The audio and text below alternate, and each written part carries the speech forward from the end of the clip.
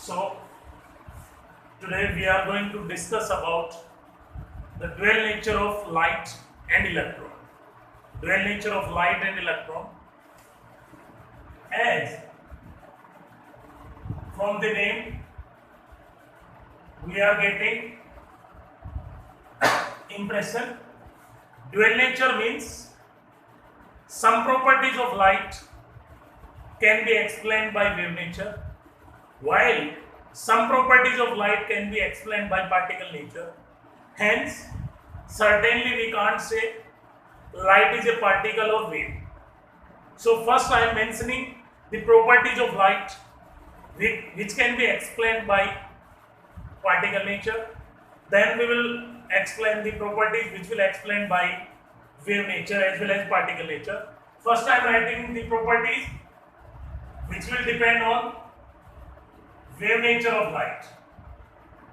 Properties of light which will depend on wave nature are: the first one is reflection, the second one is refraction,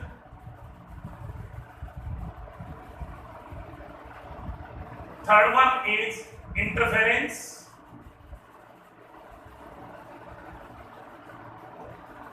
and fourth one is diffraction. The first two properties have been discussed by us in 10th class too, but I am explaining their definition here. According to first property, reflection, it means bouncing back of the light from the surface of an opaque object, that is known as reflection. Bouncing back of light from surface of an opaque object, that is known as reflection. Next one is refraction. Refraction means diversion of path of light. Diversion of light from its original path. Diversion of light from its original path when it passes from one medium to another medium. When it passes from one medium to another medium, that is known as refraction. Next one is interference. Interference means intermixing of two or more lights or waves to give a single light, that is known as interference. That can be of two types, constructive and destructive. In chemical bonding we will discuss. And the next one is diffraction. Diffraction means bending of light through the corners of an opaque object. Bending of light through the corners of an opaque object, that is known as diffraction. And these terms are going to be discussed by you in physics in detail. Now we have to discuss about the particle nature. The properties of light which will prove the particle nature are: the first one is black body radiation. Black body radiation. Black body radiation. Second one is photoelectric effect. Very important term. Photoelectric effect. Photoelectric effect. The third one is absorption spectrum. Absorption spectrum. And fourth property which can prove the particle nature, that is the heating capacity of solid. Heating capacity of solids. These are the four properties which will show the particle nature of light. While some properties I have mentioned, they will show the wave nature of light. Hence we are not certain whether light is having wave nature or particle nature. So we can say that light is having a dual nature. Now I am going to explain these properties, and first two are very important for our board exam as well as competitive exam. The first one is black body radiation. Black body radiation. To discuss these radiations, first of all, we have to know what is a black body. What is a black body? Black body may be defined as the substance which can absorb all kind of radiations falling on it. The substance or body which can absorb all kind of radiations falling on it, as well as can emit all kind of radiations on it. The substance which can absorb all kind of radiation falling on it, while which can emit all kind of radiation on hitting, those are known as black body. And hence, black body is a perfect absorber as well as perfect emitter. Black body is a perfect absorber as well as perfect emitter. Questions may be there. Perfect absorber as well as perfect emitter. Now we have to know about black body radiation. Black body radiations are those radiations or waves which are produced by hitting of a black body. Those radiations or wave which are produced by hitting of a black body, those are known as black body radiations. Black body radiations. And there are generally two laws associated with this. The first one is Stephen's law. Stephen's law. And according to Stephen's law, the total amount of energy emitted by a black body on hitting, total amount of heat energy emitted by a black body on hitting is directly proportional to fourth power of temperature. Is directly proportional to fourth power of temperature. Mathematically, it should be E is equal to sigma into T raised to power 4. Sigma into T raised to power 4, where E is the energy, sigma is known as Stephen's constant. Sigma is known as Stephen's constant, and T is the temperature. You might have discussed about the dimensions of Stephen's constant in physics.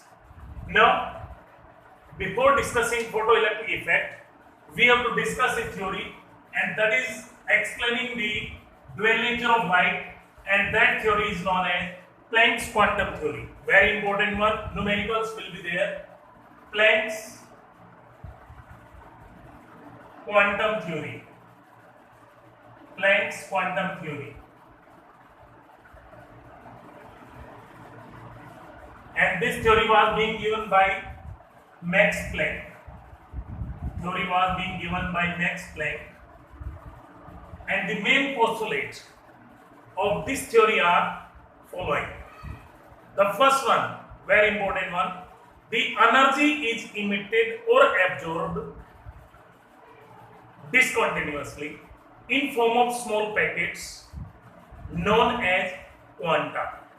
Known as quanta. The energy, keep it in mind, the energy is emitted or absorbed discontinuously in form of small packets, and those small packets of energy are known as quanta. And for light, quanta is known as photon. For light, quanta is known as photon. Next point. The energy of each photon or quanta, energy of each photon or quanta is directly proportional to frequency. Is directly proportional to frequency or inversely proportional to wavelength. Hence, it can be E is equal to h into nu or E is equal to hc by lambda. Hc by lambda, where E is the energy, h is Planck's constant. H is Planck's constant, whose value is 6.626 into 10 is to power minus 34 joule second. 6.26 into 10 is to power minus 34 joule second, or 6.626 into 10 is to power minus 27 arc second. And c is the velocity of light, whose value is 3 into 10 is to power 8 meter per second. 3 into 10 is to power 8 meter per second, or 3 into 10 is to power 6 centimeter per second. And lambda is the wavelength. Lambda is wavelength. And for if same radiation, two wavelengths are there, then formula applied will be E1 by E2, that will be equal to nu1 by nu2, and that is equal to lambda 2 by lambda 1. That is equal to lambda 2 by lambda 1. This relation is important for active questions. E1, E2 are the energies, nu1, nu2 are the frequencies, and lambda 1 and lambda 2 are the wavelengths. And the last point is very important one. And According to this point, the total energy remains constant or conserved. Total energy remains constant or conserved, and mathematically that will be equal to total energy is equal to n into energy of one photon. N into energy of one photon. Energy of one photon. Or E is equal to n into h nu, or E is equal to n into hc by lambda, where E is the total energy, n is the number of photons, h is Planck's constant, nu is frequency, c is velocity of light, and lambda is the wavelength. So number of photons can be found out by use of formula total energy over h nu, or total energy into lambda by h. Now we have to discuss few numericals of Planck's quantum theory. And the first numerical is, what is the energy of a radiation having wavelength 300 nanometer? Energy of radiation having wavelength 300 nanometer. 300 nanometer. Now we can apply the formula. Energy is equal to hc by lambda. H is given, that is 6.626 into 10 to the power minus 34. C will be 3 into 10 to the power 8 in SI unit, over lambda 300 into 10 to the power minus 9. As we know, 1 nanometer is equal to 10 to the power minus 9 meter. On simplification, I will get 6.626 into 10 to the power minus 19. This should be the energy of one photon. Next question might be there. Compare energy of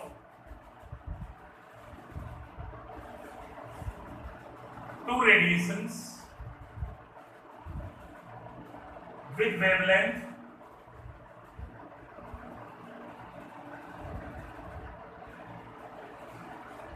600 nanometer and 300 nanometer.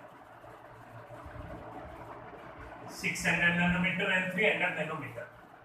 As I have mentioned formula here, E1 by E2, that will be equal to lambda 2 by lambda 1, as energy is inversely proportional to the wavelength. So it comes out to be 2:1. Answer will be 2:1. Next question. What is the number of photons? What is the number of photons with wavelength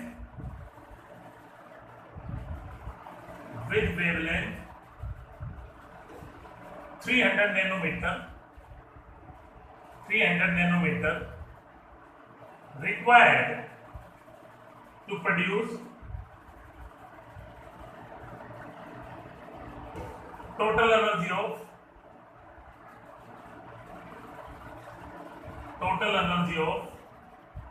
1 joule. Total energy of 1 joule. As we know, here formula applied will be number of photons is equal to total energy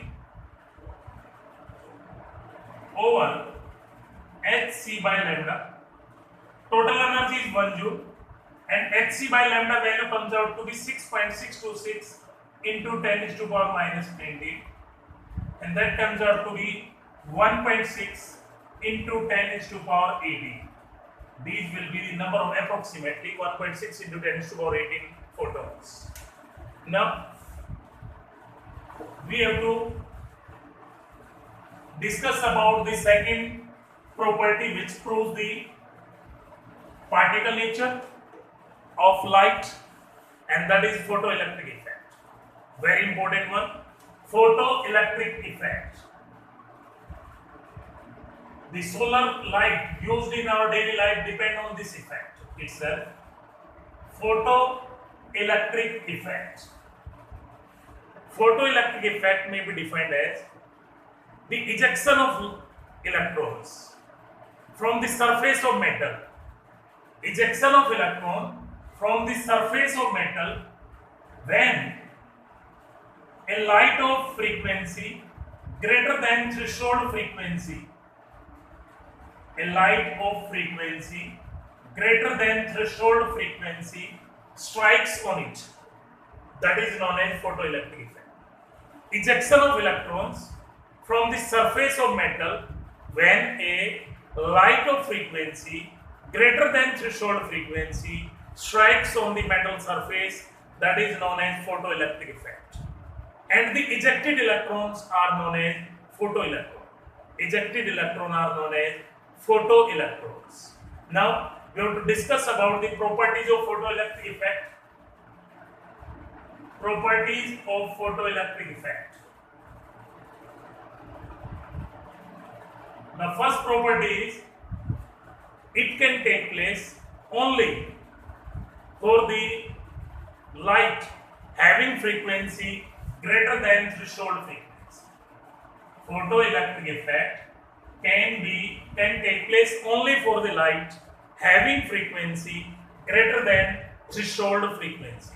Greater than threshold frequency. Second point,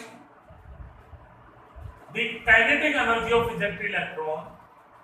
The kinetic energy of ejected electron will be directly proportional to frequency of the light. Kinetic energy of ejected electron will be directly proportional to frequency of light and independent of intensity of light. Independent of intensity of light.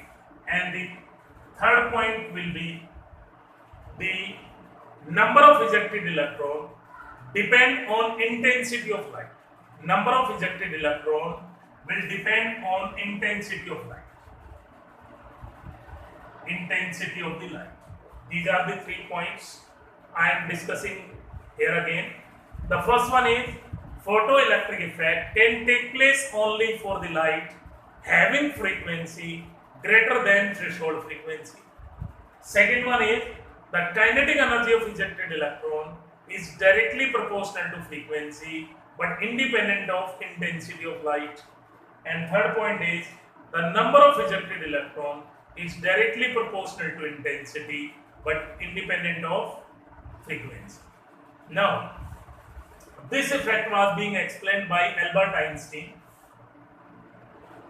This effect was being explained by Albert Einstein by use of Planck's quantum theory. By use of Planck's quantum theory. And according to Albert Einstein, the energy of striking photon is used in 2 parts. Energy of striking photon is used in 2 parts. Energy of photon, and that is used in 2 parts. The first one is work function. First one is work function and second one is kinetic energy, to provide kinetic energy. Energy of striking photon is used in 2 parts. The first one is to do the work function and second one is to provide the kinetic energy. Now we have to know what is work function. Work function is the amount of energy. Work function is amount of energy required to bring the electron from bulk of the metal to the surface of metal. Amount of energy required to bring the electron from bulk of the metal to the surface of metal, that is known as work function. And mathematically it will be h nu naught. It will be h nu naught, where h is Planck's constant, nu naught is the threshold frequency. Putting these values here, I will get h nu is equal to h nu naught plus half of mv square. Half of mv square. Half of mv square is the kinetic energy. So kinetic energy will be half of mv square is equal to h into nu minus nu naught. H into nu minus nu naught, or that should be equal to h into c into 1 by lambda minus 1 by lambda naught. And this equation is known as photoelectric equation. This equation is known as photoelectric equation. Now numericals might be there on this. Half mv square is equal to h into nu minus nu naught, that is equal to hc into 1 by lambda minus 1 by lambda naught, where h is Planck's constant, nu is the frequency, nu naught is the threshold frequency, c is velocity of light, lambda is the wavelength of striking light. Wavelength of striking light. Lambda naught is the threshold wavelength. Threshold wavelength. And these three properties of photoelectric effect can be explained by use of these this equation. First case, if frequency is less than or equal to nu naught, then kinetic energy should be negative or zero, which is never possible. Kinetic energy should be negative or zero, which is never possible. So this effect can take place only when frequency of light is greater than threshold frequency. Second one is when we will remove the proportionality constant. When we will remove the proportionality constant, then we will get kinetic energy is directly proportional to frequency. And the last point is a practical aspect. Generally, the solar system will not act when sunlight will not be there. So that's why we can say that number of ejected electron will depend on intensity of light. Tomorrow we will discuss about the numericals of photoelectric effect and the dual nature of electron. Till then, thank you and stay safe, stay healthy and stay studied. Thank you.